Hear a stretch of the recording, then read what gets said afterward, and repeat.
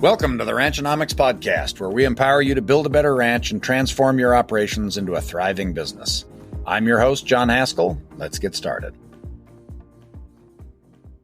Good morning and welcome to the Ranchonomics Podcast. Julie Davidson is back with us again. Julie, good morning. How are you? Good morning. I'm doing well. Thanks for having me. You bet. Today we are going to talk about trucking and coverage for truckloads. And boy, with the markets lately, things have gotten kind of crazy. So what do we need to consider there?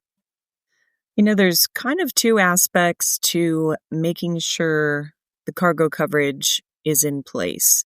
So what I see most often, or what I personally deal with most often, is customers who are getting ready, actually this time of year, to ship their calves, or it depends on where you're taking them. If someone is coming to pick them up, then the responsibility typically is on the buyer to have, or the representative to have, the trucks in place.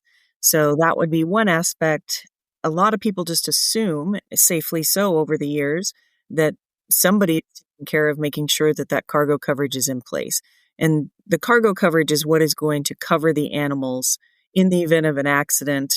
It'll provide coverage for animals that are killed in the accident and also animals that have to be destroyed due to their injuries in the accident. And for many decades, I can't speak for every truck, but most carriers have cargo coverage in place at $100,000 level.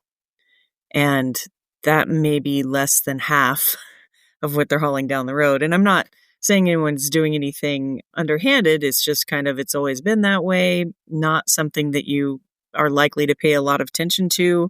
It comes around once a year, probably your renewal, and you just say, yep, renew it. Well, you want to make sure that whomever is responsible for making sure that's in place does their due diligence.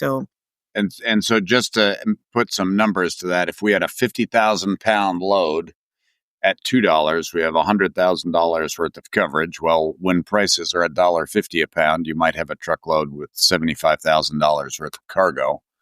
But a 50,000 pound load at $5 a pound is $250,000. So you are significantly undercovered there, right? Yes. And we even see cases where, big trucks in places like Montana where you're 64,000 pounds and you could give me $6 a pound on light calves, frankly. And so now you're talking, close to $400,000. Yes.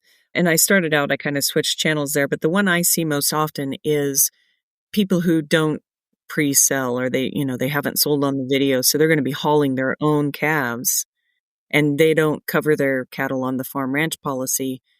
So do you want that risk while you're driving, to the auction in your own truck? You can still purchase your own cargo coverage. And a lot of people, just kind of knew the risk and they were okay taking that. But I have a lot of people, since the market's gone wild, that are asking the question, what would happen if, and they immediately put cargo coverage in place. And, a lot of times with smaller operations, maybe you don't have your own semi, but your neighbor does. And he always hauls your cattle, because maybe you haul them together to the sale barn. So if you are the person owning the truck, hauling someone else's cattle, have that conversation before you get loaded. Who's paying for what and who's responsible for covering the cattle. And there are some good details to be aware of with cargo coverage. And it does vary, like most things, by carrier. But what a lot of people don't realize is cargo coverage most often is very specific, especially when you're purchasing it as the rancher for your own cattle. It is very specific to that truck and that trailer. So if you're an operation that has 2 or 3 semis, you need to make sure that you list each of those for your agent with the VIN numbers if you plan to haul, or if there's a chance you could haul with any of them. And then you want to list each pot or whatever you're hauling with, and you list, say you have one livestock trailer and a smaller trailer, and that's usually enough to get you to the sale barn, a pot load plus 12 head and a stock trailer or something like that. You can even list your stock trailer on there and 50,000 in coverage or whatever you're comfortable with. So it's really important to be very aware when you trade trucks or get a new truck added or retire an old one, make sure that you're updating that cargo coverage with the specifics of that vehicle. Okay, very good. Running a ranch is full-time and then some.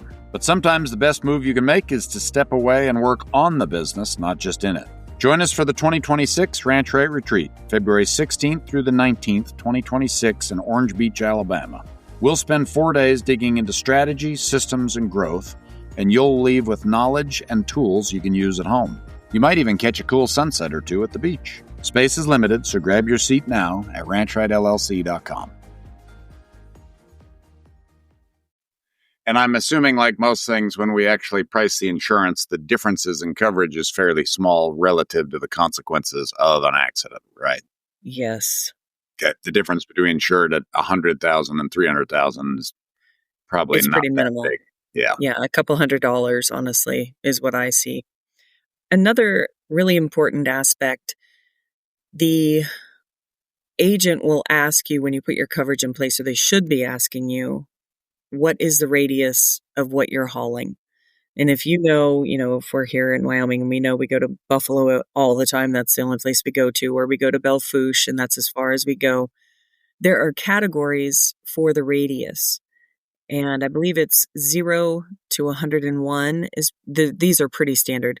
And then 101 to 300 and 300 to 500 or 300 plus. I'm not sure on the long one, but if you have that 0 to 101 radius and you tip your pod over at mile marker 102, you will have more coverage. So Yeah, you are out of bounds. Yeah, and it's not much more expensive to expand that radius. So definitely err on the side of caution and make it longer than what you think it might be.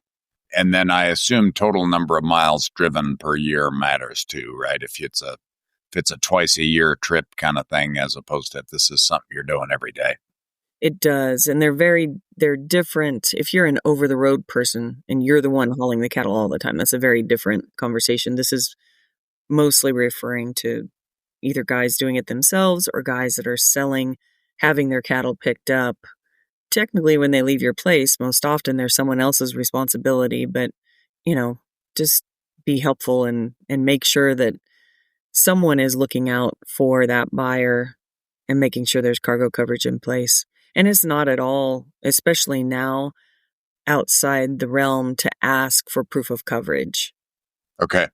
And good. So they have a piece of paper in the truck that says what the limit is on the coverage.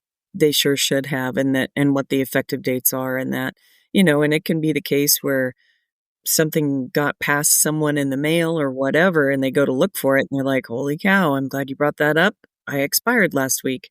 Well, how many of us have had that experience on our own truck and car insurance and that kind of thing? Like, it's easy for these little details to get away from you. Yeah, exactly.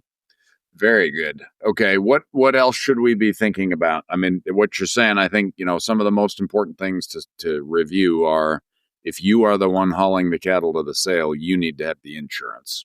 If you've sold them on the video and your buyer has hired the trucks, then they're responsible for that part.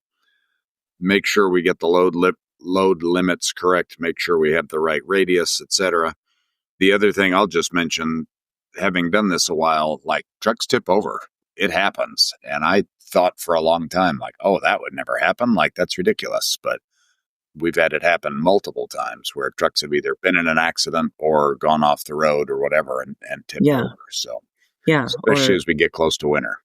Yeah, or lose a steer tire when you're loaded. Oh, yeah, I know. So, yeah, headed down Ogden Canyon, right? That's where it seems like it happens. So, yeah. Just another tidbit of information, if you do have something happen, just so you're aware, typically the loss of cattle is settled. A lot of times, if they were on their way to a sale barn, they'll contact the sale barn. They, meaning the claims folks, will contact the sale barn you were headed to and say, "Hey, what was the price today for 6 weights or whatever you have?" They'll try to be as specific as they can to the weight, to the breed, the condition, all of that. And then that's what your settlement would be based on. Now, the animals that are injured and need to be put down, that's pretty clear, handled the same way.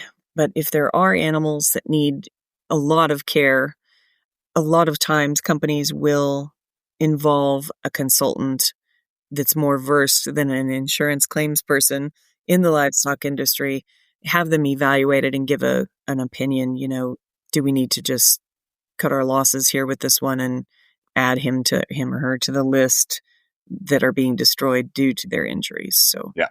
But Okay. normally the rancher's going to know that if they're on the end that's still involved. So, yeah. And then obviously, if you are picking up cattle at somebody's place and you have contracted them at a price, then we know what the value there is too. So exactly. that value is pretty established. Okay. Yes. And then if you do have your own cargo coverage in place, and like the example I mentioned earlier, if you are hauling for your neighbor or you're picking your friend's cattle up on the way to the sale barn, animals owned by others, if it's a twice a year deal, are typically covered under your cargo coverage as well. Okay. Yeah. So that you don't quite fall under the commercial carrier deal there, but right. you're still in possession of somebody else's yeah. stuff. Yeah. Exactly. Right. Okay. Good. What else do we need to know on this? This is very good. Yeah, I think that's probably the highlights. If anybody wants to talk about it more in depth, they can sure reach out to me. I'd be happy to. Great. And let's talk a little about how people get a hold of you.